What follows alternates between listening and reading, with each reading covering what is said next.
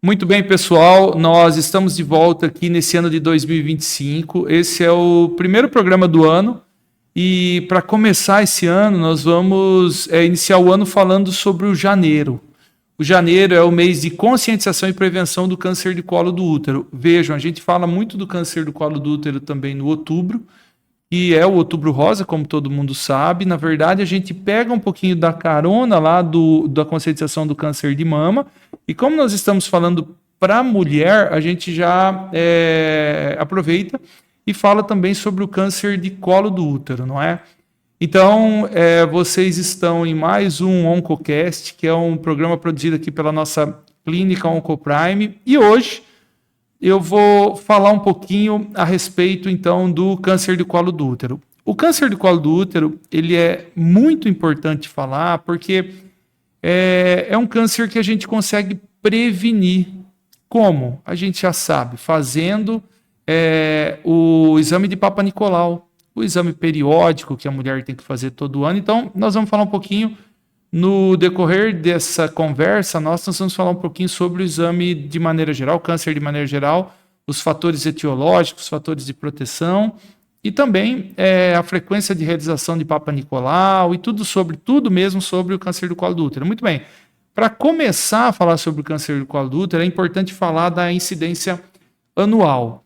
Anualmente, cerca de 17 mil novos casos. A estimativa agora para 2025 é que vão surgir cerca de 17 mil novos casos no Brasil. No mundo, é uma estimativa um pouquinho mais antiga, né? É de 2018. A última mensuração que foi feita no mundo, ela dá conta de que 530 mil novos casos surjam no mundo. E, infelizmente, o câncer do colo do útero, ele é mais um câncer de país subdesenvolvido. Então, pessoal, 85% dos cânceres do mundo todo, eles vão surgir em países subdesenvolvidos. E aí, então, infelizmente, o nosso Brasil está nessa lista, não é? A frequência do câncer do colo do útero é maior em mulheres jovens, né? E a média de idade fica em torno de 49 a 50 anos, né? Lembrem-se, é importante falar que isso depende muito de fator de risco. Então, a média de idade é 49, mas eu vou falar no decorrer da nossa conversa aqui e, obviamente, tem chance de surgir muito antes disso. Tenho pego o caso no consultório de mulheres com câncer em torno de 40, 44, 30, já peguei mulheres com 28 e, infelizmente, ao longo da minha carreira, eu peguei mulher com 17 anos com câncer do colo do útero in situ. Então, é muito importante falar isso, mas a média é 49, 50. No Brasil, é a quarta causa de morte na população. Veja a importância, né? É um câncer que dá para a gente prevenir e ele causa ainda uma grande mortalidade no nosso país, tá certo? Para falar um pouco sobre o câncer do colo do útero e o fator epidemiológico, a gente tem que tocar logo no assunto a respeito do HPV. O HPV, que é o papiloma vírus humano, existe uma estimativa que fala que 290 milhões de mulheres no mundo são portadoras de HPV. Esse é um dado um pouquinho antigo já. É um dado de 2018, 2020 que não foi atualizado, mas veja a importância, né, da gente falar a respeito do HPV. O HPV, a gente sabe que ele tem vários subtipos e os principais subtipos, que são os que causam câncer, são dois subtipos em especial, o 16 e o 18. E 32% das mulheres, das pessoas, na verdade, são infectadas pelo 16 e pelo 18. Muito bem. Como já disse, é a quarta causa de morte no Brasil, daí a importância da gente falar a respeito da prevenção. E a maioria das mulheres infectadas pelo HPV, ela não sente nada. E aí ela vai, às vezes, desenvolver a doença ao longo da vida, ou quando fica imunodeprimida. Então, infelizmente, não se sabe que tem o HPV, não é? Então, é por isso que é importante a mulher procurar o ginecologista e fazer o exame Papa Nicolau, o exame preventivo. A mortalidade, como já disse, é bem alta no mundo, do câncer do colo do útero. E no Brasil, infelizmente, teve um acréscimo nos últimos 10 anos aí na mortalidade de quase 30%. Então, é por isso que a gente deve conversar, deve encarar. Se você tiver alguma coisa, você deve ir atrás de tratamento, não é? Que é para evitar entrar nesse tipo de estatística. Não é? Muito bem. Para falar um pouco, falamos um pouco do principal fator de risco, que é o HPV, mas para a gente falar dos outros fatores de risco também que podem ocasionar o surgimento do câncer do colo do útero, a gente não pode esquecer de alguns fatores importantes, como múltiplos parceiros sexuais. Isso é importante porque fica mais exposto também às infecções do HPV. Também o parceiro sexual de alto risco, né, que é aquele que já teve sabidamente o HPV, e pluralidade de parceiros, como eu mesmo disse, né, entra nesse parceiro de alto risco. Idade precoce de relação sexual. Eu acabei de dizer que na minha vida aí, de quando comecei a tratar o câncer, eu já tivemos casos de câncer in situ em mulher de 16 anos, 17 anos. Então, essas pessoas começaram a vida sexual de maneira muito, muito precoce.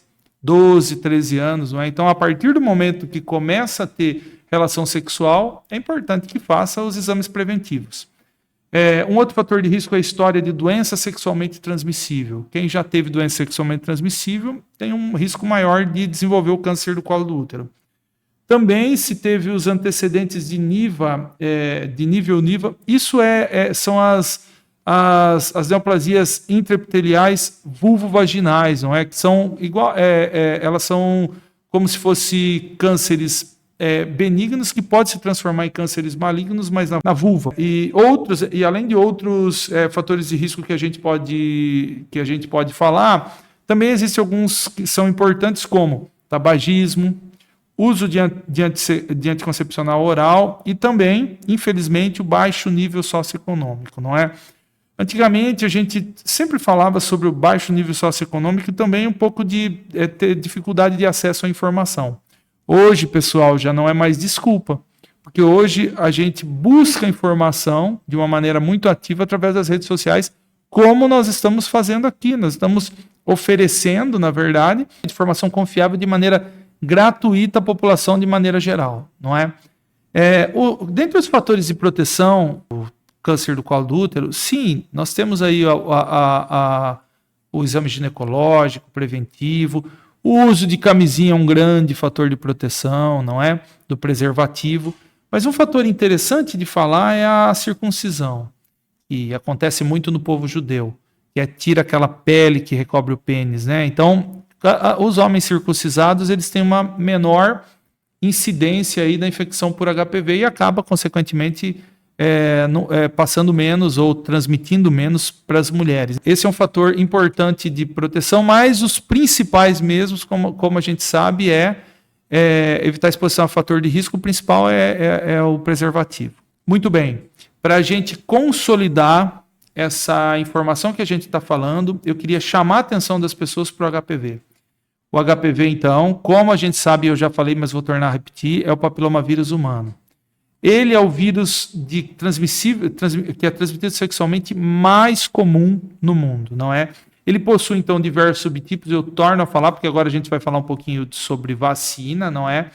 E ele contribui com o surgimento do câncer, esses subtipos, em especial o 16 e o 18, ele contribui com o surgimento do câncer do colo do útero de uma maneira muito alta. Ou seja, 99% das mulheres com câncer de colo do útero, elas estão vinculadas à infecção do HPV. Então, eu queria consolidar, para que fique na cabeça de todo mundo, que o HPV é uma grande causa do câncer do colo do útero. E eu queria aproveitar a ocasião para falar que o HPV, além do câncer do colo do útero, pode causar outros tipos, como o câncer de pênis, o câncer de vulva, também câncer de orofaringe, né? Onde ele tiver contato pelos meios, depende dos meios sexuais, onde ele tiver contato, ele pode causar o câncer, né? Também, obviamente, câncer de períneo e ânus, né? Então, ele tem um vínculo muito grande, não é? Então, que fique muito bem solidificada essa informação na cabeça de todos. E daí, para a gente passar um pouquinho à frente, eu quero dar uma atenção maior agora nas vacinas. De uns tempos para cá, acho uns 10 ou 15 anos, uns 10 anos para cá, o Brasil começou a vacinar os nossos adolescentes. E é importante aderir à vacinação, porque se todo mundo tiver vacinado, a incidência do câncer vai cair. A gente viu aí que 99% dos cânceres de colo do útero estão vinculados à infecção do HPV. Então a vacina é imprescindível na prevenção desse tipo de câncer. Eu sei que é uma informação teórica chata, mas quero passar de maneira geral que os subtipos de alto risco, pessoal, os principais subtipos de alto risco, eles são o 16, 18, 45, 31, 33, 52, 58 e 35. Mas olha, o 16 e o 18, eles são responsáveis por 70% dos cânceres. Existem também outros subtipos de baixo risco. Os de baixo risco, eles são os principais são subtipo 6 e 11, que causam aquelas verruguinhas genitais, né? Essas verrugas, que são também chamadas de papilomas, né? Elas são lesões benignas e são sexualmente transmissíveis e são causadas pelo HPV, mas é o de baixo risco, né? Ou seja, potencial neoplásico é muito baixo. Existem, então, alguns tipos de vacina, não é? E quero dizer para vocês que existe a vacina bivalente, essa aí cobre o subtipo 16 e 18, existe a quadrivalente, que já cobre o 16 e o 18 mais o 6 e o 11, ou seja, pega os principais subtipos que causam câncer e os que causam as lesões benignas, e também tem a nonavalente e assim por diante. A nonavalente tem todos esses subtipos e mais alguns, né? A faixa etária para tomar a vacina para o HPV é de 9 a 26 anos e ela foi incorporada ao programa de imunização do Ministério da Saúde. Então, se você tiver filha, se você tiver filho, é importante procurar o postinho de saúde, né, as UPAs perto da sua casa para poder manter a carteirinha de vacinação em dia das crianças, porque a gente sabe que isso vai evitar um grande problema futuro. Geralmente é feita uma dose, a segunda dose depois dos 6 meses, né? Como nós estamos fazendo uma videoaula mais nessa situação, voltada mesmo para que as pessoas tenham informação a respeito de maneira geral e também de maneira visual, estou deixando aqui na tela a campanha de vacinação do Ministério da Saúde quando começou. Vejam bem, vocês podem ver agora, vocês estão vendo que tem bastante cor, rosa, pink, e é muito voltado a atrair a atenção do público infanto-juvenil, não é? Então, para que as pessoas entendam a importância de vacinar as nossas crianças e adolescentes, não é? E prevenir esse tipo de câncer. Estou deixando também aí o calendário de vacinação do SUS, né? Que, então, como eu já disse, a partir dos 9 anos, né? E agora, para a gente andar um pouquinho mais, falamos de algumas coisas muito importantes. A vacinação eu considero uma coisa muito importante na prevenção. Mas agora vamos falar um pouco a respeito do exame preventivo, chamado exame preventivo, que é o exame Papa Nicolau. O exame preventivo, eu vou pedir para colocar na tela a imagem, né? Vocês estão vendo aí que o exame preventivo é aquele que a mulher tem que sentar lá e fazer o exame preventivo de lá do local com o espéculo via vaginal. Não é assim que é feito, né? A população-alvo para o exame preventivo, vocês estão vendo aí, é especialmente dos 25 a 59 anos. Mas veja bem, eu já disse agora no início da nossa conversa, começou a ter relação sexual, é importante fazer o exame preventivo, não é? E a frequência? A frequência tem que ser anual. O INCA fala o seguinte, que se tiver 2 exames anuais negativos para qualquer tipo de doença, você pode fazer a cada 3 anos, né? Mas eu acho que quando você já tem uma certa idade, é importante que faça anual, porque é um exame muito fácil de fazer, é um exame acessível, porque tem nos postinhos, e você fica muito mais protegido, não é?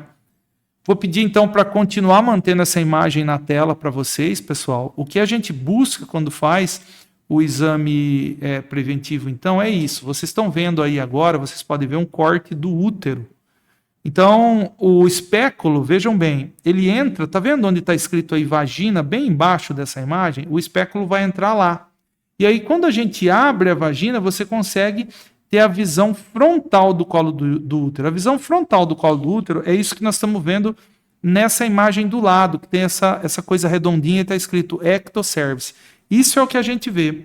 Na mulher que nunca teve filho, esse orifíciozinho aí, que é o ósseo externo, o orifício externo do colo do útero, ele é um pontinho. Na mulher que já teve filho, ele fica um pouco mais orifício em fenda, não é? E o corte, se a gente for cortar, o que você busca também, além de fazer a visão e colher o preventivo aí desse lado de fora, veja nessa outra imagem que está o corte, que está escrito corpo do útero, nessa outra imagem do lado, tem uma setinha escrito ectocervix. Então, quando a gente faz o exame preventivo, você entra lá, raspa com uma espátulazinha o ectocervix, que é isso que a gente está vendo aqui, nessa bolinha do lado aqui, na visão frontal, ela raspa com uma espátula, e aí vai lá para dentro, que é o endocervix, com uma escovinha bem pequenininha, e escova e põe numa lâmina. Porque aí, se tiver algum tipo de lesão, tanto fora quanto dentro do colo do útero, a gente consegue fazer o diagnóstico, não é? Isso é feito de maneira visual, você consegue ver a lesão, mas também você tem que mandar a lâmina para o patologista para que ele examine e te dê o diagnóstico, não é? Então, é por isso que eu coloquei esse exame, para todo mundo entender como que é feito o exame de maneira geral. Muito bem. Eu vou continuar pedindo para colocar essa próxima imagem para vocês. Essa próxima imagem, então, ela tá exemplificando de uma maneira visual para todo mundo, de uma maneira prática, tudo isso que eu falei. Tá vendo lá? Na imagem de cima, entra com o espéculo e dilata a vagina. E aí depois, tem essa é a imagem número 1. Depois está escrito lá número 2. Tá vendo a espátulazinha? Ele roda ao redor do colo do útero, ele consegue pegar um pouco daquele material para mandar examinar. E por último, a imagem número 3 é a escovinha. Põe a escovinha lá dentro do endocervix e depois passa na lâmina e manda lá para o patologista dar o resultado do exame. A gente nunca pode esquecer, pessoal, isso vai para o pessoal da enfermagem agora e para os médicos e para os estudantes de medicina que estão assistindo a gente nunca pode esquecer de fazer o toque vaginal. O toque, você consegue aí ver a mobilidade do útero, você consegue, além de tudo, ver se tem alguma lesão lá no fundo de saco, que é bem atrás lá do colo do útero. Então, o toque vaginal faz parte aí do exame de rastreamento e detecção precoce, tá certo?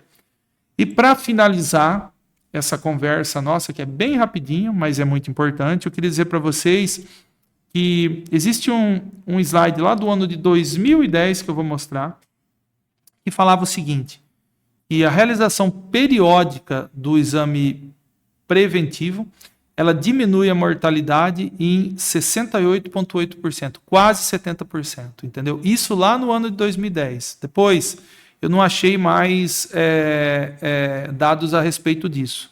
Mas vejam a importância. Se a gente pegar esse tipo de dado e a gente colocar lá 70%, 80% de diminuição da mortalidade, veja quanta gente quantas famílias nós estamos preservando, a vida de quantas pessoas nós estamos preservando. Então, e de uma maneira relativamente fácil, né? Fazendo o exame preventivo, não é? Então, era isso que eu queria falar para vocês hoje, uma conversa muito rápida, mas eu não podia deixar passar em branco esse janeiro, que como a gente muito bem está vendo aqui, é o mês da conscientização e prevenção do câncer do colo do útero. E queria dizer para vocês que, se vocês tiverem filhos, meninos, meninas, não esqueçam, mantenha a carteira de vacinação, não tenham medo, faça a vacina do HPV, porque vocês podem estar resolvendo essa situação, diminuindo drasticamente a mortalidade. E se você tiver menina em casa, né, converse com a sua filha. A gente não pode se esconder disso, né? Se tiver já tendo relação sexual, tem que ser orientada a fazer o exame preventivo, não é? Então, a gente percebe que nesse caso do câncer do colo do útero, a gente consegue prevenir e impedir com que o câncer apareça. E uma vez que o câncer aparece, se a gente deixa isso de lado, ele ceifa a vida, né? Então, esse é um tipo de câncer que a gente consegue diminuir a mortalidade drasticamente com a prevenção e o diagnóstico precoce, tá?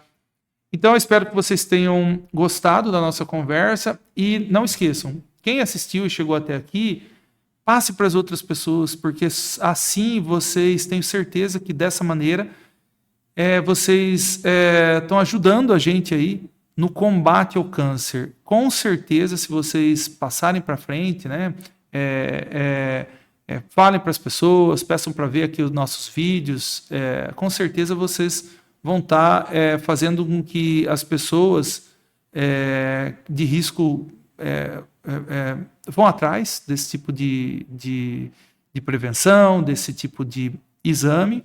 E com certeza, tenho certeza que você vai estar fazendo com que várias pessoas evitem de desenvolver o câncer e perder a vida, né? Perder a vida, que a gente acaba dizendo que é de bobeira, né? Porque quando você tem a maneira de prevenir o câncer, e se você pode, deixa para lá, obviamente a doença está te pegando e de uma maneira que você deixou. Então é uma bobeira, né? Então não deixe para lá, ocupe aí as informações, passe para frente.